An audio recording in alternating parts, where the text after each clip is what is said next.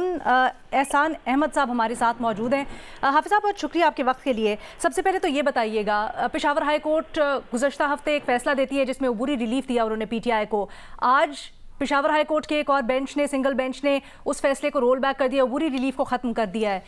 Confusion create हो गई है। आप इस फैसले को कैसे देखते हैं और क्या गुज़श्ता फैसले में उजलत थी या फिर यहाँ पर कुछ चीज़ें सर्व की गई हैं?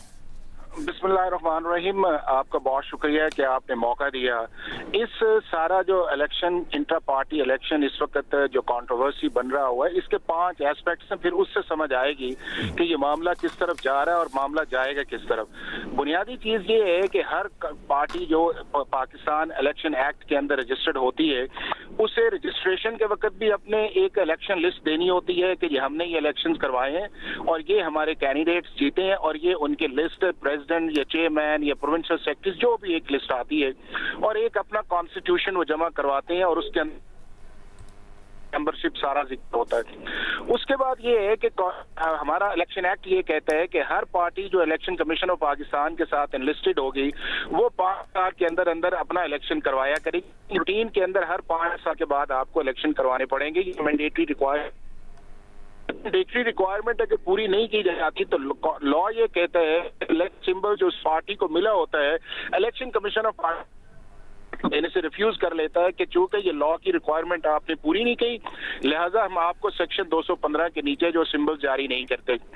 अब इस कॉन्टेक्स्ट के अंदर देखा जाए तो पीटीआई का जो इंट्रा पार्टी इशू है वो इलेक्शन कमीशन ऑफ पाकिस्तान के साथ पिछले 2 साल से चल रहा है और ये एक हाइड एंड सीक चल रहा है। कभी इलेक्शन कमीशन ऑफ पाकिस्तान उन्हें डायरेक्शन देता था कि आप इन चीजों को फॉलो करें और कभी पीटीआई खुद कंसीड करती थी इलेक्शन कमीशन ऑफ पाकिस्तान के सामने कि हम इस प्रोसेस फॉलो करते हैं और आप हमें टाइम दे और हमने अपना कॉन्स्टिट्यूशन भी बदला है। इसके ऊपर इन्हें शो कॉज नोटिस भी आए, उस वक्त पीटीआई की गवर्नमेंट भी थी और बाद में जब मामला फाइनली इस चीज की तरफ आया तो इलेक्शन कमीशन ऑफ पाकिस्तान ने नवंबर के अंदर एक ऑर्डर किया और उन्होंने कहा कि आपके जो जून के इलेक्शन है वो आपके ही कॉन्स्टिट्यूशन के मुताबिक नहीं और आप 20 दिन के अंदर इलेक्शन करवाएं और उसके बाद आप हमें जो सेक्शन 209(1)(2) के नीचे, इलेक्शन एक्ट के नीचे आप अपनी सर्टिफिकेशन जमा करवाएं ताकि अगला प्रोसेस जो है वो हम शुरू करें।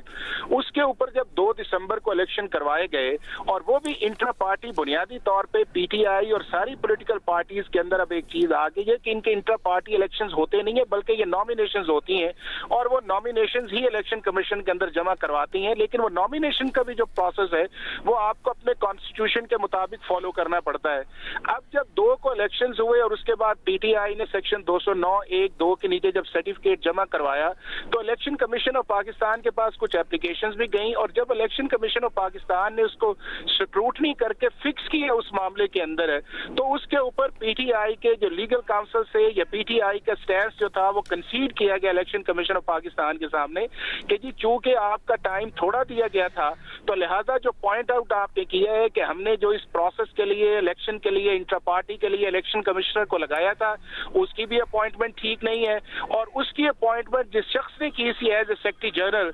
उसकी भी अपॉइंटमेंट ठीक नहीं है और इलेक्शन कमीशन हाफिज एहसान अहमद साहब साथ ही रहेगा। इस वक्त chairman PTI barrister Gauhar Khan Adiala jail के बाहर मीडिया से गुफ्तगू कर रहे हैं, सुनिए।